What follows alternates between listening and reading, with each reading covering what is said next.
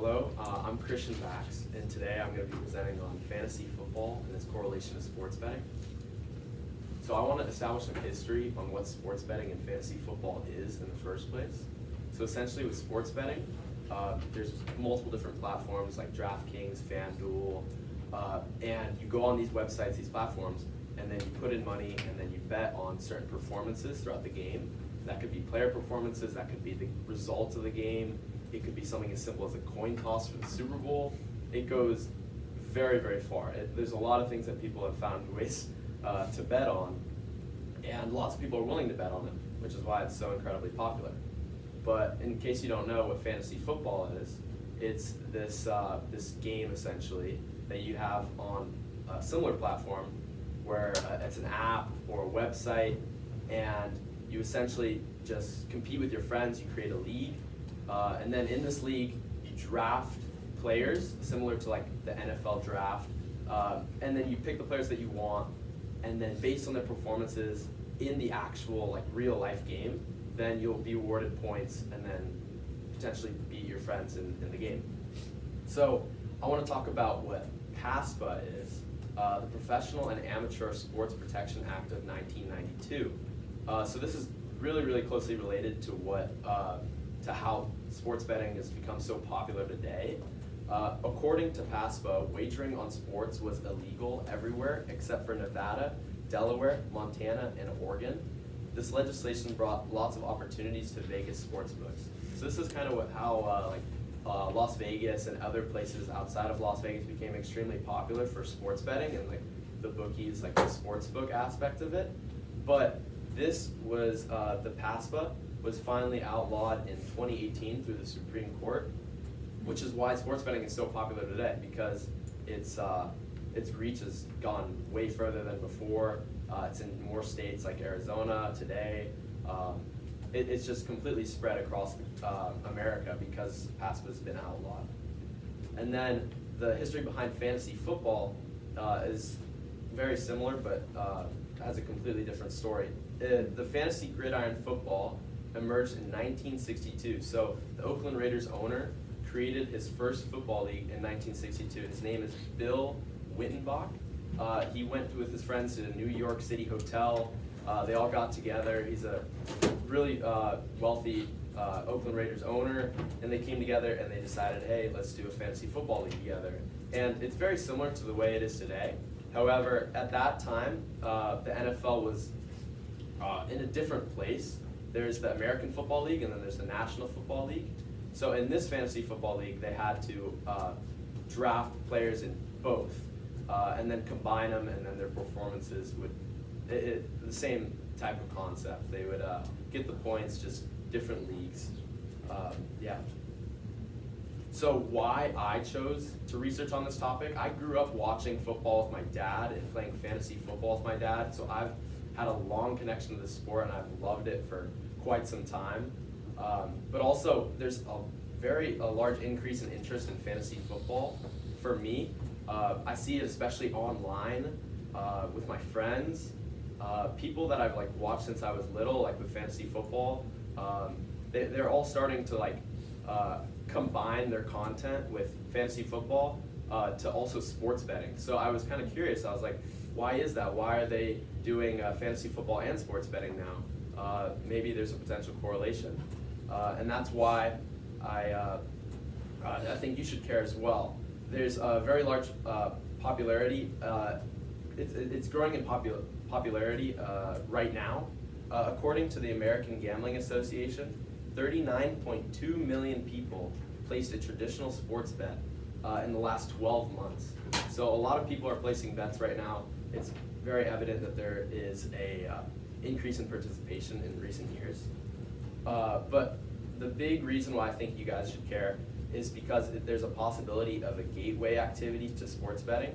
So kind of like I mentioned earlier with the correlation that I saw online, as seen in this, as mentioned in this article, the gateway activity for gambling is very important. So a gateway activity is like something that you do, and then it could potentially lead to another thing. So it's kind of like a chain reaction. So like if you participate in this, you will likely participate in that.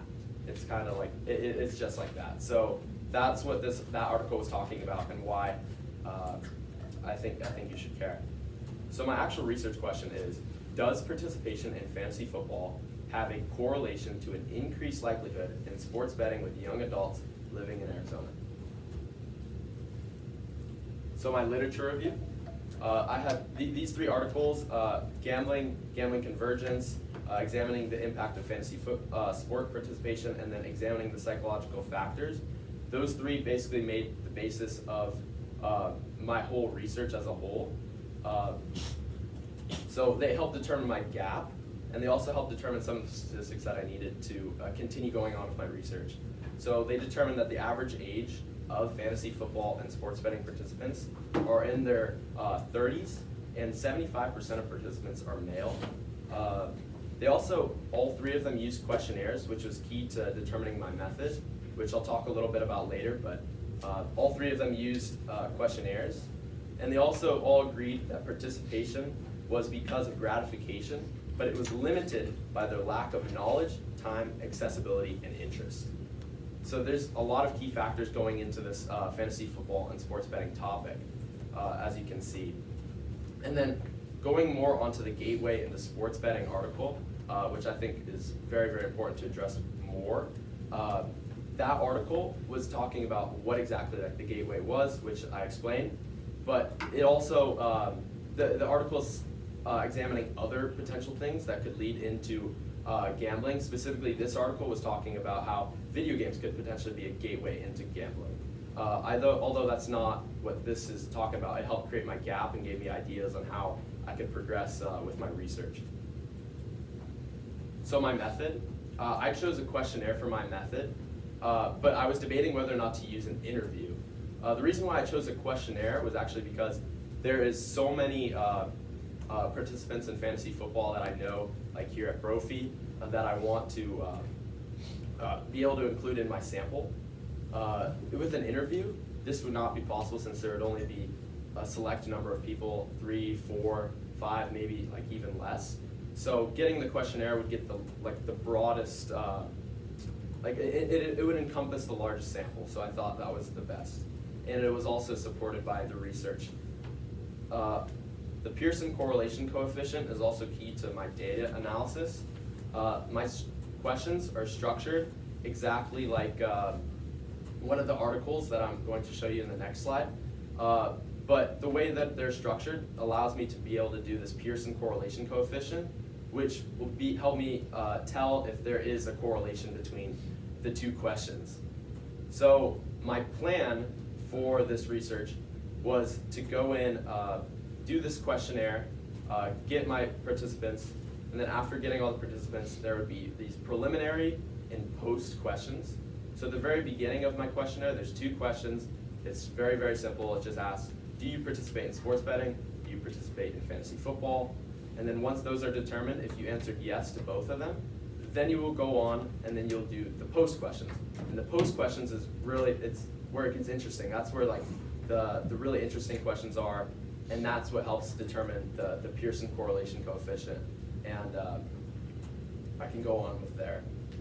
So like I said, the research from Ben Larkin were the main basis behind my questions. So this is his research right here, and these help determine like the basis of my questions. As you can see, he says, I play fantasy football because it makes watching football more enjoyable. And these questions he said in his research were all checked and made sure that they were all right. So I thought that it was perfect to essentially just use them as a baseline and then use it in my research as well. So here's my actual data collection. Like I said earlier, I had these 2 preliminary questions, and here are the results of these 2 preliminary questions. Do you participate in fantasy football? 69% of people said yes, and 31% of people said no. And then do you participate in sports betting right now, or have you participated in the past? 34.3% said yes, and 65.7% said no. So it's a very, very different results for both of these questions. And it wasn't necessarily surprising for me either, because most people here, like at Brophy, it's perfectly fine to be able to participate in fantasy football, but with sports betting, it's supposed to be an activity for 18 years and over. So if you did technically say that you participated in the past for sports betting, there are some question marks that could be given from that. So here are some of the 2 examples of some of the post questions. To me, fantasy football is another way to bet on pro football. As you can see, the results are pretty much scattered, but for the most part, they say disagree. And then I play fantasy football because it makes watching football more enjoyable. Majority of people said agree or strongly agree, unlike the one before. And then here's my final data analysis. Based on the preliminary questions results, 7 in 10 participate in fantasy football, whereas 3 in 10 participate in sports betting. Kind of like what I talked about earlier, this makes sense. So this is something that was hypothesized. But the post questions, there was a very low correlation coefficient in nearly every scenario, with the highest correlation coefficient being approximately 0.474. So with these Pearson correlation coefficients, you want that number to be really close to 1 if you want a really high correlation. But in this case it wasn't, it was more closer to the 0, which means it wasn't as, there wasn't as much of a correlation. And then 73 of the 213 participants were given the opportunity to participate in the post questions, which means that 73 people said yes to both of the preliminary questions. So finally, for my conclusions and limitations, based on the data that I received, it can be determined that fantasy football isn't necessarily going to be a gateway for gambling or sports betting. This is supported by the correlation coefficients and how low they are in comparison to Ben Larkin's research, which had very high correlation coefficients, and that showed that they had a very close correlation between the two. And then for limitations, this was an all-male demographic when it came to answering the questions, and that although like 75% of participants for sports betting and fantasy football are male, it's important to have both female and male in the research, so that is a potential limitation. Also, in future research, I'd like to restructure the preliminary questions, so that way it has a strongly agree, neutral, disagree, and strongly disagree. So that way I can create a Pearson correlation coefficient for those questions. So yeah, thank you so much.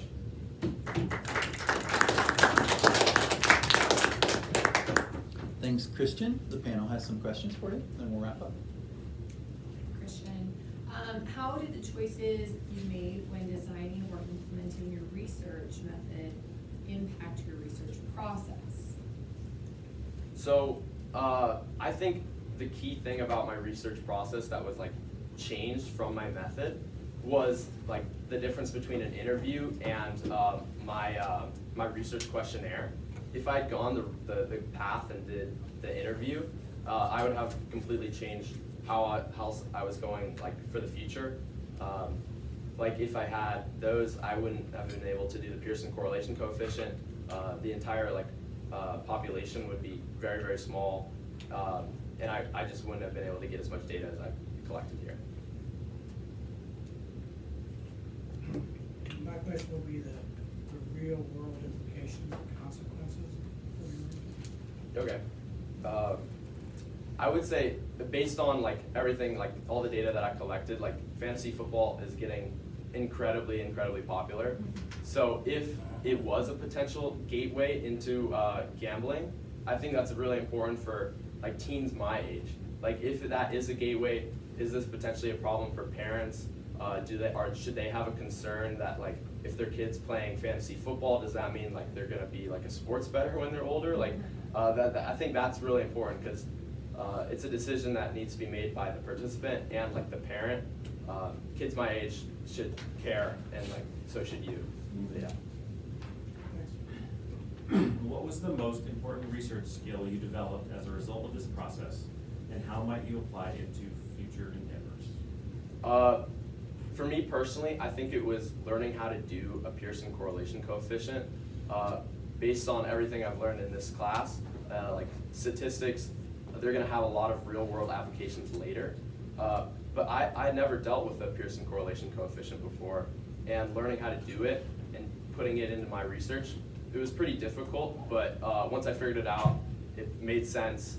I can explain it, and now it's in a good state, so yeah. Terrific. Thanks, Christian. Thank you.